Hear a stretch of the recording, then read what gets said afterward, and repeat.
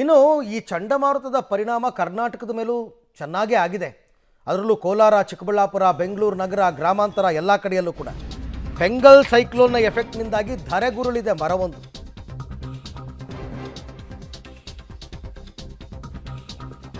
ಬುಡ ಸಮೇತ ರಸ್ತೆಗೆ ಅಡ್ಡಲಾಗಿ ಬಿದ್ದುಬಿಟ್ಟಿದೆ ಬೃಹತ್ ಮರ. ಅದು ಎಲ್ಲಿ? ಚಿಕ್ಕಬಳ್ಳಾಪುರದ ಜಿಲ್ಲಾಧಿಕಾರಿ ನಿವಾಸದ ಎದುರೇ ನಡೆದಿರ್ತಕ್ಕಂಥ ಘಟನೆ. ಅದೃಷ್ಟವಶಾತ್ ಘಟನೆಯಲ್ಲಿ ಯಾವುದೇ ಹಾನಿಯಾಗಿಲ್ಲ, ಪ್ರಾಣ ಹಾನಿಯಾಗಿಲ್ಲ. ಅರಣ್ಯ ಇಲಾಖೆ ಮತ್ತು ನಗರಸಭೆ ಸಿಬ್ಬಂದಿ ಆಮೇಲೆ ಮರವನ್ನು ತೆರವು ಮಾಡಿದ್ದಾರೆ. ಈ ಬೆಂಗಳೂರಿನಲ್ಲೂ ಈ ಥರದ ನೋಡಿ, ಎಷ್ಟು ಬೃಹತ್ ಮರ ನೋಡಿ ಅದು. ಚಿಕ್ಕಬಳ್ಳಾಪುರ, ಕೋಲಾರದಲ್ಲೂ ಕೂಡ ಮಳೆ ಜೋರಾಗಿ ಆಗಿದೆ, ಚೆನ್ನಾಗಿ ಆಗಿದೆ. ಅಗೈನ್ ಅದು ಕೂಡ ಚಂಡಮಾರುತದ ಎಫೆಕ್ಟ್, ಫೆಂಗಲ್ ಚಂಡಮಾರುತದ ಎಫೆಕ್ಟ್. ಹಾಗಾಗಿ ಪುಣ್ಯಕಲ್ಲಿ ಯಾರು ಅಕ್ಕಪಕ್ಕ ಯಾರೂ ಇರಲಿಲ್ಲ, ಯಾವುದೇ ವೆಹಿಕಲ್ ಓಡಾಡ್ತಾ ಇರಲಿಲ್ಲ. ಇಲ್ಲ ಅಂದರೆ ಅನಾಹುತಗಳಾಗ್ತಾಯಿತ್ತು ಸಹಜವಾಗಿ. ಬಟ್ ಸದ್ಯಕ್ಕೆ ಇವಾಗ ಆ ಥರದ್ದು ಯಾವುದೇ ಸಮಸ್ಯೆಗಳು ಕೂಡ ಆಗಿಲ್ಲ.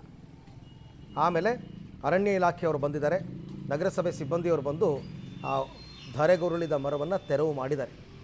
ಇದು ಚಿಕ್ಕಬಳ್ಳಾಪುರದ ಜಿಲ್ಲಾಧಿಕಾರಿ ನಿವಾಸದ ಮುಂದೆನೇ ನಡೆದಿರ್ತಕ್ಕಂಥ ಘಟನೆ.